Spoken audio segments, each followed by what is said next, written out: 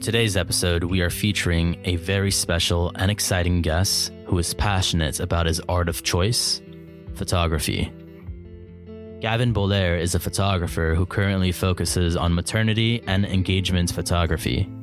He is the creator of the Paid in Exposure podcast, an avenue to help guide Black and brown photographers and videographers. Gavin, welcome to Multispective. Thank you. I'm so glad to be here. Super excited.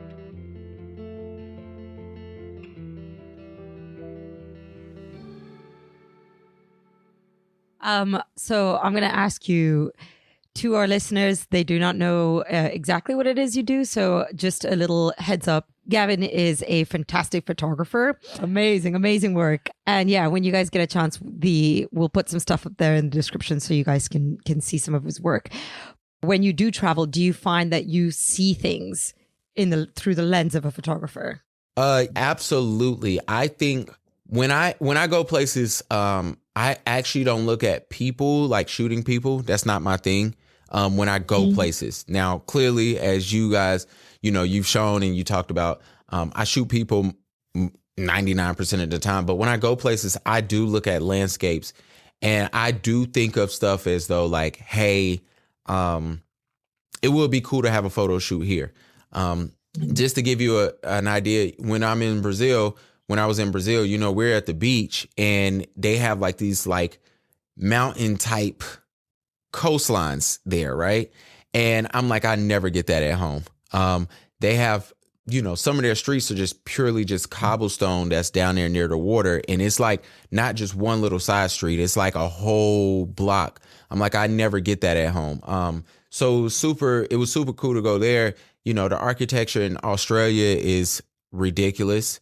I took pictures of my wife in a mall and nobody bothered me, which is like unheard of here. And it was just because the malls were just so pretty. It wasn't even like, okay, it didn't look like a mall. It looked like a big ass castle, to be honest with you. So yes, I do see certain things and I'm like, this would be amazing to shoot. And I wish I could do that right now. So you've got an interesting life, man. The last time when we talked about it, the way you got into photography.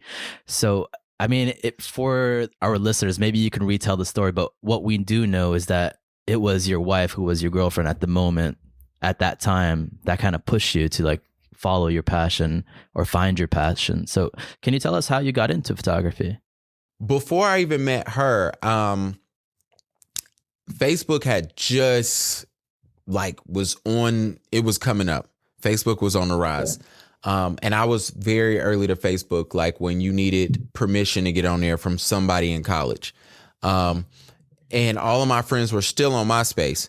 And so somebody who's probably 21 does not even know what MySpace is, who's listening to this. But the funny part is we're getting to this point and I needed a way to talk to girls at college, just to be plain. I just needed a way to talk to girls at college. I was like, how's this going to work? And then I realized like, okay, I have a camera. Well, my dad has a camera that he doesn't use.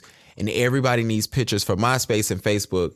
And so I started doing that. That's literally how I picked up my camera. That's literally, that was my thing. I used to go to clubs in college and be like, hey, I could take pictures at your club and I will send them to you if you just let me and my 3 friends in. I was doing that.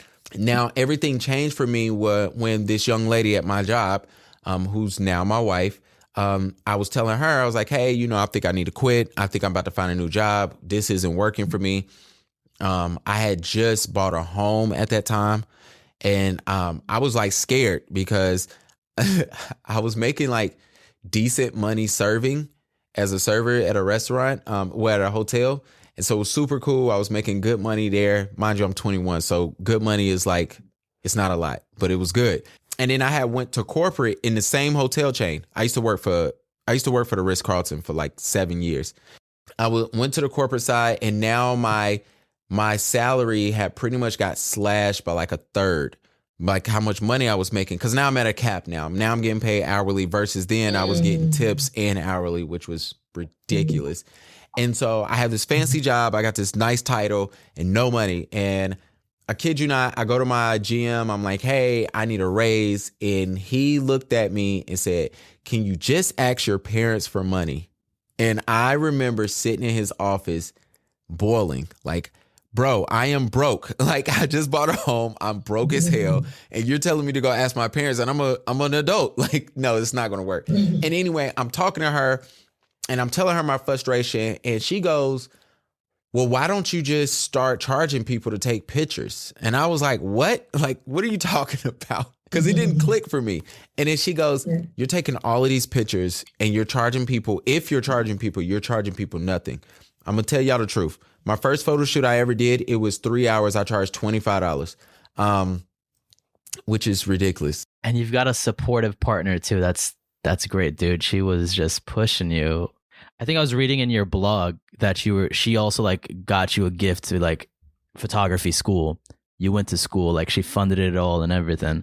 She is a trip. She's actually so check this out. The gallery that I'm a part of, the exhibition I'm doing that we'll talk about. A black on blonde. Yeah, Black and Blind. It was amazing because it was a birthday for me, and she was like, hey, I got you something. I'm like, all right, let's see.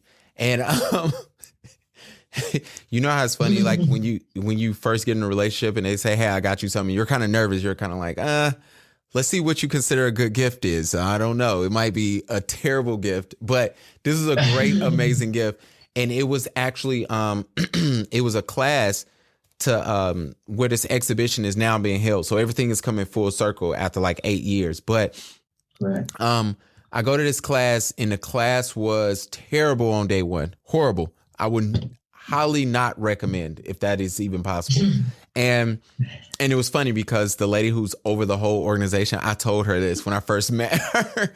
I was like, when I met her like a few months ago, I was like, I would not recommend class 1. But class 2, let me tell y'all, in class 1, mind you, I've been doing photography at this point, maybe 6 or 7 years. I had a guy beside me who had a $3,500 camera in his hand. He did not know how to turn it on.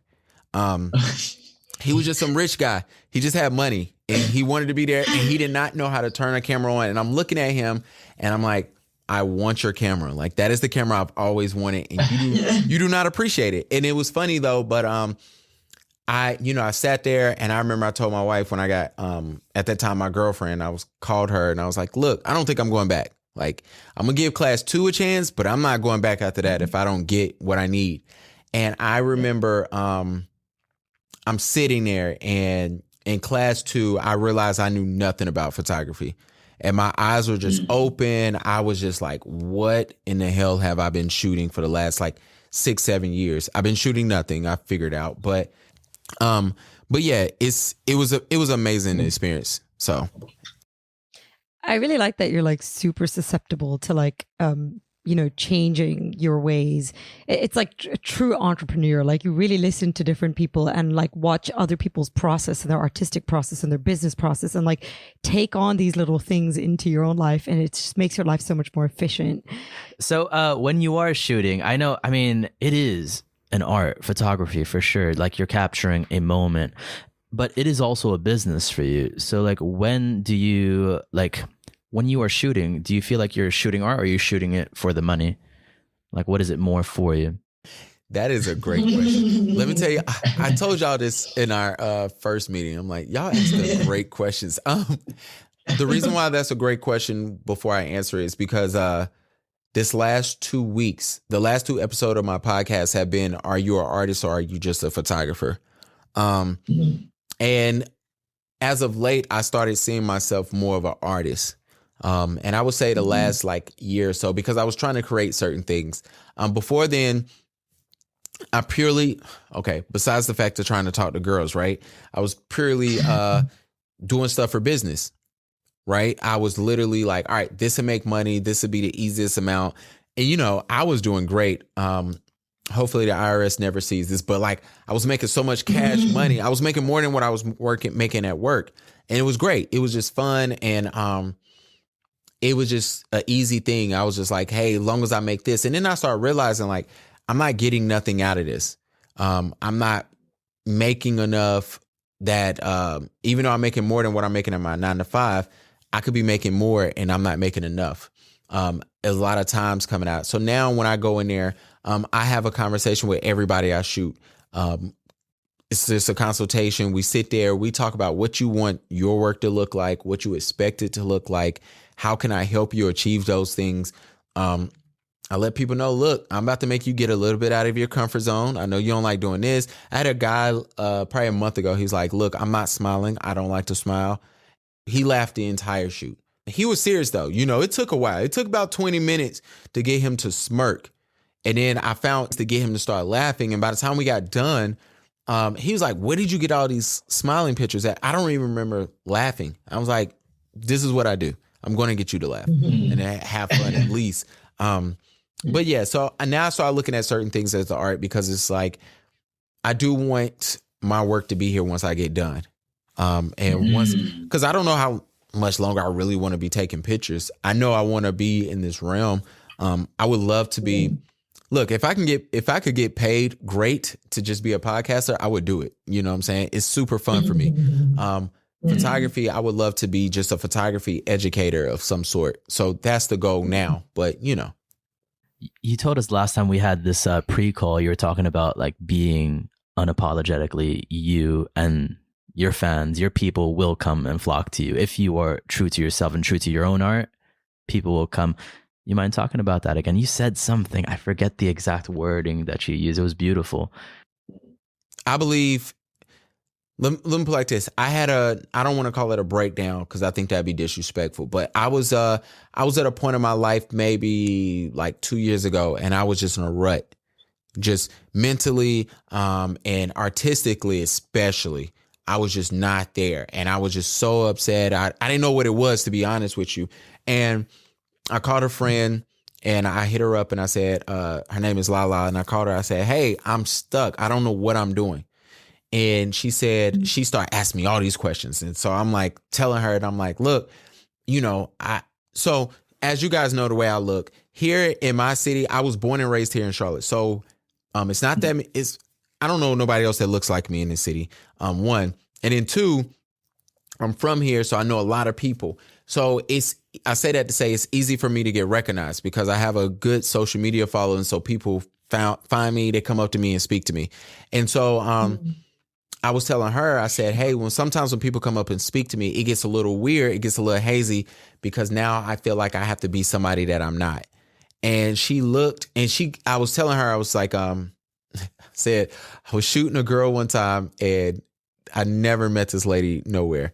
And she goes, at the end of the shoot, the lady said, I thought you'd be a little different because on Instagram, and she just named out how I am on Instagram. And I was like, it's 8 o'clock in the morning. I'm not that person that I am at 4 o'clock in the afternoon. Like, no, that's not me. And I was so, it caught me off guard, to be honest with y'all. And I remember that person said, Lala, she told me, she said, you are having a stoppage right now with your work because you're being somebody you're not. And she said, you need to be you all the time, because if you are you all the time, then nobody can ever say they expect you to be somebody else. And you have to accept that. And I remember that day, I haven't gotten that rut since because it literally hit me that day. Like, first of all, she's right. Second of all, I will unapologetically be me. I've been other people a long time before that situation, whether it was in elementary, middle, or high school, being other people trying to fit in, trying to be that. But then I realized like people love me for me. They love my rants. They love me joking. They love me being serious when it's time. They love me, on my podcast, I say what I want, when I want. I do understand all things come with consequences. So I am mindful. I'm not just foolishly saying just random stuff for shock value, but I love being me because I understand when you do approach me, you know what you're getting, and I'm cool with that. So now I want to transition because I know you say that you being in Charlottesville, nobody looking like you. Have you always felt this, conscious about like being you when you were younger, when you were growing up, being albino, black? Absolutely not. When I was younger, how do I say this? I didn't know I was different until like third grade. That's when I realized I was different. I didn't I didn't know I was different from no other child. And And then it hit me like, oh, shoot, I am different. All of us are different. And then it hit me like, oh, shoot, I'm different from every other Black kid as well. You know what I'm saying? So it was like very interesting for me then. And then I was like, all right, well, you know, I'm still a kid. Kids are always going to be kids. I tell parents that all the time. You're like, your kids is going to be a kid. They're going to have fun and things like that. And it probably wasn't until I got to like high school. And I had a guy, he was like, look, he talked to me then, and he was an older white gentleman. Didn't know me from nobody. I wasn't even supposed to be where I was at. And I was supposed to be exactly where I was. Let me put it like that. But he kind of told me, he was like, look, things are going to change for you. You just need to live into who you are. Be who you really, really are. And I remember having that conversation with him. Well, it wasn't a conversation because I was just quiet because I'm like, why is he talking to me? Like, it's kind of scary, but he knows. And he was talking to me about like how I was before. And mind you, I've only seen that man for 30 minutes in my life. You know what I'm saying? That's it. I never seen him since then. I never seen him before then. And he was just like, look, you're going through this. You're trying to be this type of person. You're struggling with this. And I get it. He's like, but you need to let that go and just embrace who you are. And since then, I have versus looks. Now, sometimes you get on this thing where you get these little personas and you're trying to be somebody else. But as far as looks, after that moment, it was over after that. Like, I got it. It clicked for me. And I was like, all right, I want to be me. And and every day since then, I love being me and who I am. It is because I mean, being Black in America, it has always been tough, but being albino within the Black community is even crazier. It's just like being Black, but multiplied. And it's insane. I wouldn't even begin to understand. Tell us a little bit about this project, Black and Blonde. So I am shooting, I started a project. I got this idea probably last June, of shooting people with albinism, people that looks just like me. And I wanted to create a theme around a month. And what ended up happening was I was accepted into a mentorship at the Light Factory here in Charlotte, North Carolina, which is a nonprofit photography educational program and gallery. And so what ended up happening was I decided to shoot different people with albinism, and I got the opportunity to speak to that older gentleman who I met when I was 13. I was able to shoot a mom for her maternity session. I was able to shoot two young boys, 1 6, 1 11, no 13. And it was super cool. I was able to shoot them.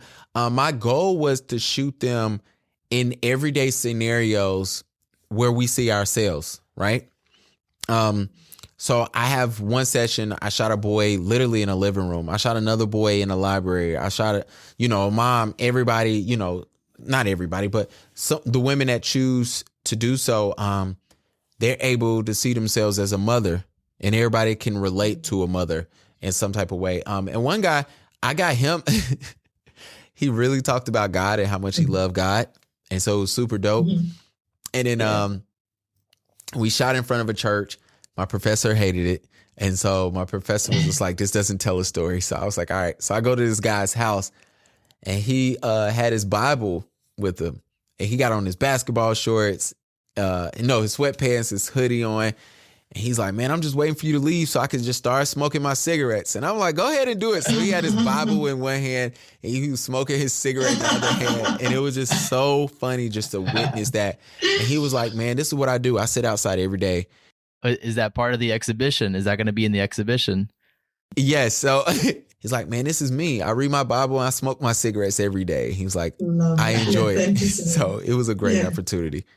You mentioned earlier that part of your process is basically interviewing your subjects and trying to figure out who they are before you shoot them. Was that part of this project as well? Did you talk to each of them?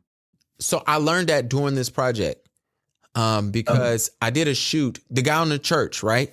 I'm shooting him and my teacher sees it, and I talked to this guy the whole session. And my teacher, when my mentor, Titus, when he looks at it, he goes, what was your plan in this shoot? So I'm like, I'm giving him some BS, right? He knows this bullshit. Anyway, so I'm talking to him, and he's like, I can tell by looking at your full gallery that you talked through the shoot and you didn't talk before the shoot. And I go, how do you know that? And he's like, I can just tell. I can just tell the way you set it up. And then I showed him my next thing. And he's like, I can tell that you didn't even talk to this kid at all. Like, you talked to somebody else. And the kid was 6. So, of course, I'm talking to his mom and not necessarily him, because I had to get his mom on board before I, whatever. And so he said, look, before every shoot you do, you need to have a consultation before. And he was like, before, and then once you meet them in person, you need to talk to them again. He's like, take 5 minutes, take 10 minutes before the shoot and just talk to them and just loosen them up to kind of let them know what you're looking for, what you're going for. And he was like, then my teacher's biggest thing was you get better results and you will waste less time shooting. Instead of spending 2 hours shooting, maybe you only spend 30 minutes shooting, but you got the exact work that you needed for the session, which was an eye opener for me. When you are exploring your artistic side, that rapport and that connection is really important. And, honestly, it's not just with creating a podcast, but it's with photography or with music and actual like art. Being one with your subject is like super important. And yeah, I think we were really lucky that we sort of came up with that sort of concept as well. But, the one thing that can get a little bit worrying is that the larger you become, the more you expand, your time is also limited in the process. So, it's about really marrying the two, I guess. Right. Absolutely. I had a girl come on my podcast, a young lady, excuse me. She came on my podcast maybe a month ago, and she said, life isn't about balance. It's not about balance. It's more about priorities. And that stuck with me because she has a set of twins. Her set of twins are 2 months older than my son. So her twins are like 6 months, right? And I was asking her, how does she juggle? Because she just started being a host of a radio segment. She models. She does a bunch of other stuff that I have no idea about. And then I'm like, and then you have 3 kids, right? You have the set of twins and an older daughter. And she was like, I have to prioritize. I have to figure it out. And so for me, as I do grow, as I do expand, sometimes I do worry about like, hey, how I'm going to figure those things out. But then what I've realized, even speaking with that guest of mine on the podcast, I have realized like certain things just aren't as important anymore. And also you have to know your purpose and what you're doing everything for. And you got to know where you're going and where you want to be. So I look at certain things. I say, hey, I want to be here. I want to do this. This is the end goal for me. Okay. So it's no need for me to do that collab over there, or it's no need for me to interview this person. Right. As you guys grow, you're going to deal with people that, hey, can you guys interview me? You know what I'm saying? And then you're going to be looking like, no, we don't want to interview you. This is a pointless ass interview. Then even they're willing to pay you and you still don't want to talk to them. But that's because you guys know your purpose and what you're doing this for. So if it doesn't fit in that purpose, then you're kind of just like, all right, no, we're not the podcast for you. At least that's what I like to tell people. Black and Blonde, it sounds really cool. What it reminds me of when I looked at it, and like, just I wanted to talk about the photos a bit. You sent a preview to us, and the thing was like, the intense photos were like of the younger kids. The kid who was younger, it was like super intense. He was just like staring at the camera. But the older gentleman, he was like happy and laughing. He was sitting on a bench and he was just cracking up. Super ironic, right? Like usually you would see that on the kid side. Like the kid would be happy, enjoying life, and the older guy, he's just like reflecting. It was very interesting. It was for me too. I got that. I didn't realize that until I was putting everything together, and I didn't have any of the older guy like with a serious face on or just there. He laughed his ass off every time.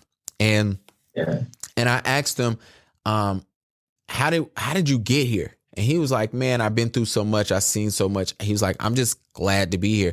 And he's from New York. He's from the Bronx, and he grew up during, like the drug era up there when things were just rough. And he told me, he said, for me to still be here today and to be able to talk to you and to be able to photograph with you, he was like, I'm grateful. He was like, I'm truly, truly blessed. He was like, he was like, every day I wake up, I'm just glad I got back up. I'm just super grateful for that. And then on the flip side is the young boys, those aren't me telling them to pose. Those are actually me just telling them like, oh, you could just chill right there for a moment. And then when they're chilling, I'm getting those images because for me, let's speak about the younger boy. He was upset that day. He did not, he didn't have an attitude with me, nothing like that. But he was upset because as we all can imagine, he's 6 years old. It's football Sunday. He's in the yard playing football with his friends, right? And his mom calls him and was like, hey, we have a photo shoot. So now he has to leave his friends, come inside, take a shower, come shoot with me. And he's like, why? You know what I'm saying? Because he wants to be with his friends. Right. And then the older, the boy who's like just fresh in high school, he's going through that stage of like, hey, I'm figuring life out. And I felt like those things you can just tell, the one young boy, you can tell he's exhausted. You can just tell he's just like, I want to be a kid. You know what I'm saying? I was having fun and I got to do something I don't want to do. And the other young boy, you can just kind of see his concern on his face. So it was super cool there. And then the mom, she's a school teacher, that woman there. So she's really into, she's very comfortable with herself. And me and her had a conversation. She was like, yo, this was not easy. She was like, getting here. Cause I told her, I said, as a woman, I understand that you went through things that I never went through. Certain things that I can deal with, as a man, but as a woman, I can't say I understand those things. I can't understand, women would only deal with me a certain way coming up. Right. But with her, it's more of like a social thing. It's more like, hey, I want to fit in with women. I want guys to like me as well. Like it's tough, dealing with the things that women every day go through, body change and things of that nature. And I'm like, I don't understand that. And she was just like, yeah, it was a lot. So she had to break that down to me. But, and I was talking to her like, you about to bring a life into this world. And most people don't know. Most research shows that the gene is really passed down strongly through women. So, it's a great chance that she might have a son that has albinism. And I'm like, are you ready for that? Because what if her son does it? Now she has to go through that. Hey, I have to deal with him going through the same exact thing that I went through. And so it was a great learning experience for me. And I'm super grateful to be a part of that. I do want to go back to the other projects and the other stuff that you're doing. Tell us a little bit about No More Pie. Okay, so I am the host of the Paid in Exposure Photography Podcast, where I do everything from I host a weekly episode. I will let people know they're usually about an hour and a half.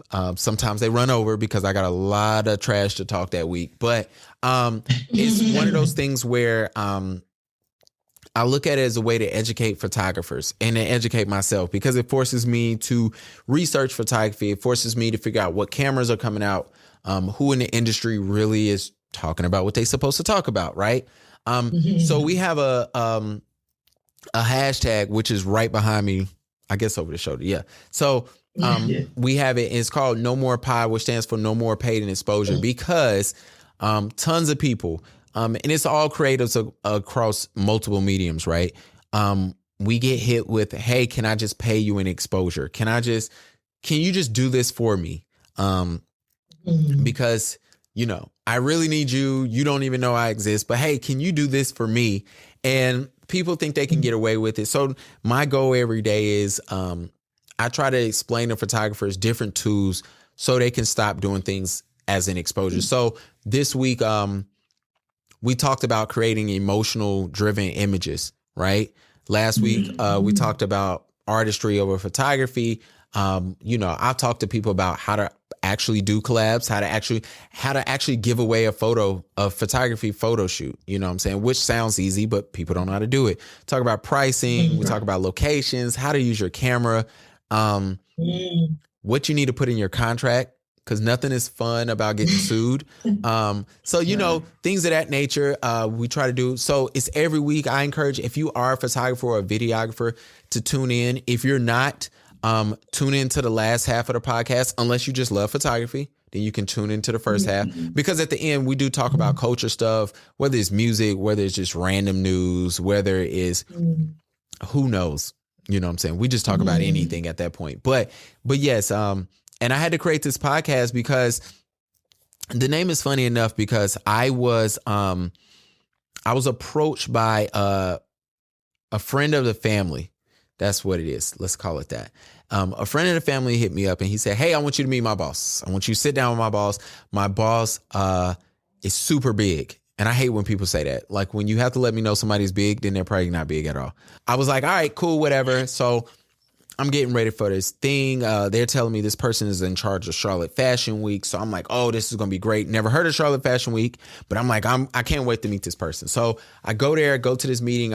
I leave work early. I'm kind of nervous because I don't know how big this shit is going to be. And so I get there to this meeting, and this office is beautiful, y'all. I'm not kidding y'all. I felt like it was like a throne chair I had to sit in. And they had like lion heads on the throne chairs and stuff. And it was super beautiful. The office was decorated.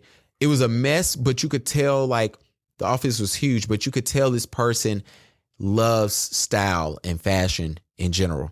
And she's sitting there and she's saucing me up, giving me all the good stuff. Like, look, I want you to be this. I want you to do this for us. You're going to be this photographer. We're going to introduce you to this person, that person. So I'm sitting there and I'm like, oh my gosh, this is so amazing. She was like, yeah, so to start this relationship, I need you to make me this flyer for our special event. And she's naming off all the sponsors. And I was like, all right, cool. So when I leave, I'm talking to this friend of the family. I'm like, hey, so where do I submit the invoice? And he was like, oh, I figured that out for you. I text it to you. So I'm like, cool, perfect. I said, and I send her, y'all, a quote, whatever. Send them a quote. I hear nothing. I reach out to that friend. I'm like, hey, what's up? I hear nothing. And so I email these people. I designed the flyer. And I say, hey, here's a preview of the flyer. What do y'all think? They're like, oh my goodness, this is beautiful. We love it. Just throw your logo at the bottom with the rest of the sponsors. I was like, well, I'm not sponsoring this. The lady does not email me. She calls me and she has an accent. I can't even do the accent because I was thrown off at this whole conversation. She's sitting there, excuse me. And she goes, yeah, so I just wanted to pay you an exposure. And I said, what is that? I've never heard of that. I don't know what you're talking about. And I really didn't. I was y'all, when I tell y'all I was lost. And she goes, I want to put your name on here and I want to tell everybody you did this flyer. And that's going to be your payment because nobody's going to know that you did it unless I tell them. And I'm going to expose you to so many people. And I looked at her. I'm on the phone and I'm holding my phone thinking I am getting, this is a joke. Right? Like, this is a joke. This is a reality show. Something ain't right. Where's Ashton Kutcher? This is punked, right? And so I looked at the phone and I go, no. And she says, excuse me? I said, no, I don't want to get paid by you telling people. I was like, look, I can't go to the store with that.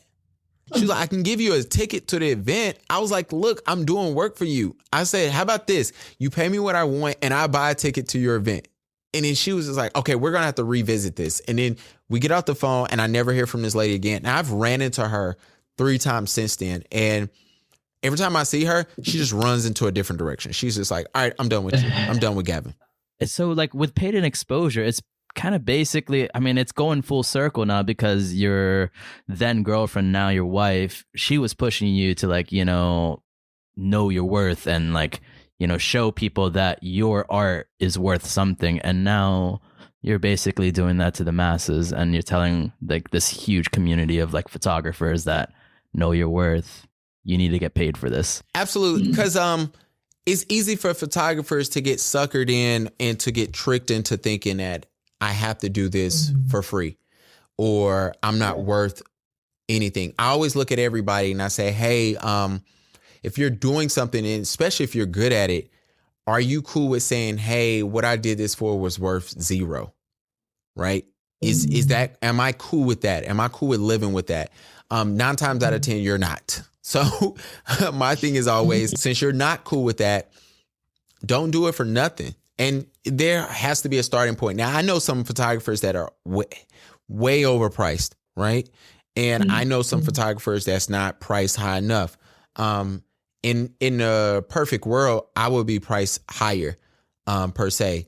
But and sometimes you have to do stuff for yourself. I told a photographer 2 weeks ago, I did not know this girl from nowhere. I was just on a Facebook group that she was in, and she was asking people about her pricing, and she was asking people about the design of her pricing menu, and everybody was just going in on her pricing. And I just DM'd her and I said, look, I don't know you. You don't have to listen to me, but you need to be comfortable with your price, because none of those people that's talking to you about it, they're not paying you ever. They're never going to pay you. The people around you that's booking you, that's emailing you, they're the ones paying you. And, me and her had a full-on conversation, and we talk every day now. We've been talking for like a week every day about just photography.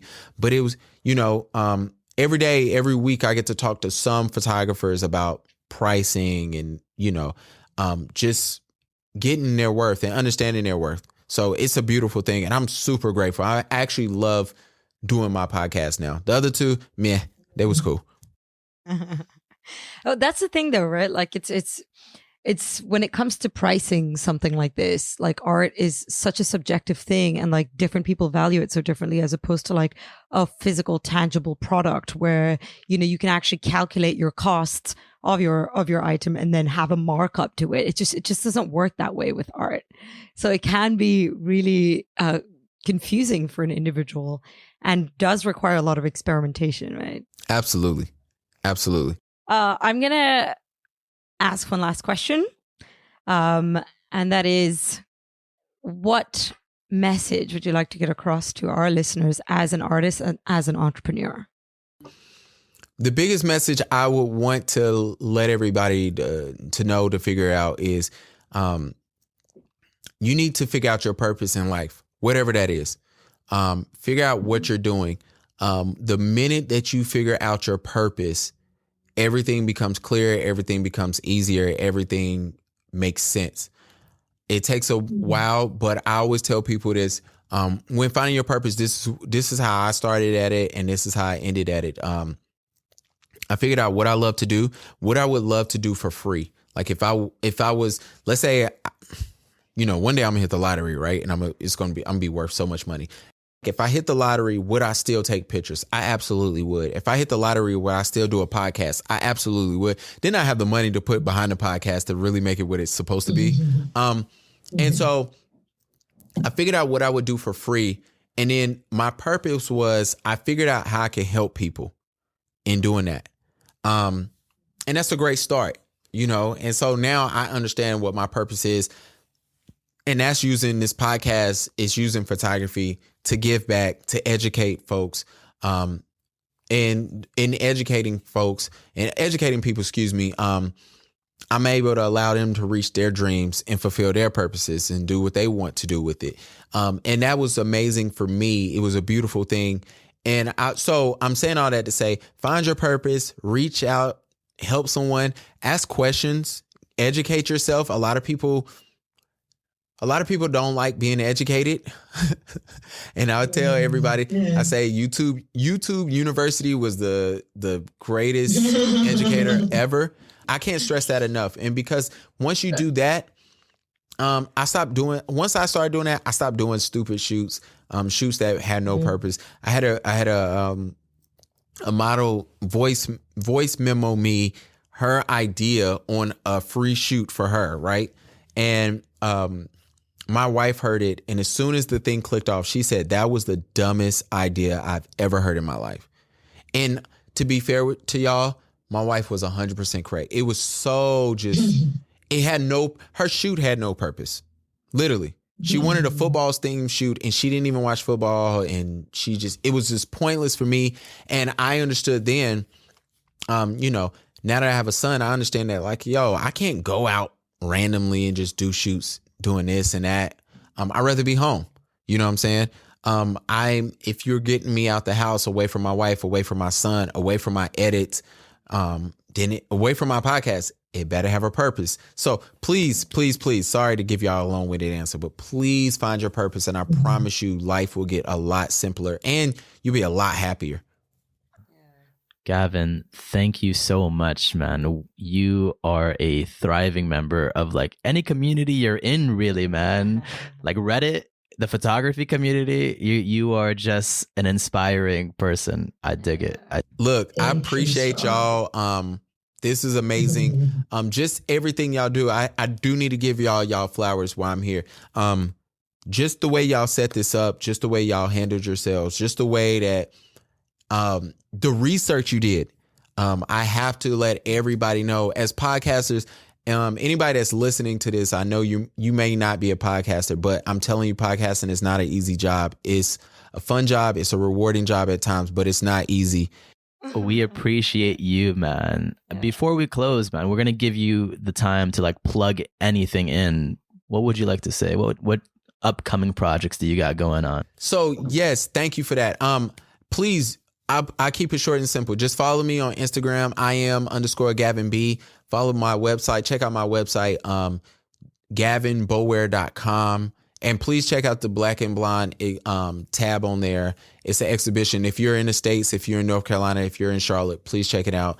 I do want to make this exhibition, hopefully in 8 months, I can really make it what it was supposed to be in 3 months. But yes, just check those things out. And like I said, and if you are a photographer, you into it, check out the Paid and Exposure podcast. It's a weekly podcast and it's amazing, if I had to say so myself. Gavin, thank you for sharing your perspective. If you would like to learn more about Gavin, his photography, and his Paid and Exposure podcasts, be sure to follow the links in the description. If you enjoyed the episode and would like to help support the show, please follow or subscribe. Also, we would love to hear from you. Please give us feedback by rating and reviewing on any of our different platforms listed in the description. We'd like to recognize our guests who are vulnerable and courageous enough to share their life experiences with the rest of the world. We appreciate your perspective. Thank you for showing us we are human. We would like to give a special thanks to our producer, videographer, sound engineer, and everything else in between, Joe Mills. The show would be nothing without you. I'm Joseph. And I'm Jenica. And we are Multispective.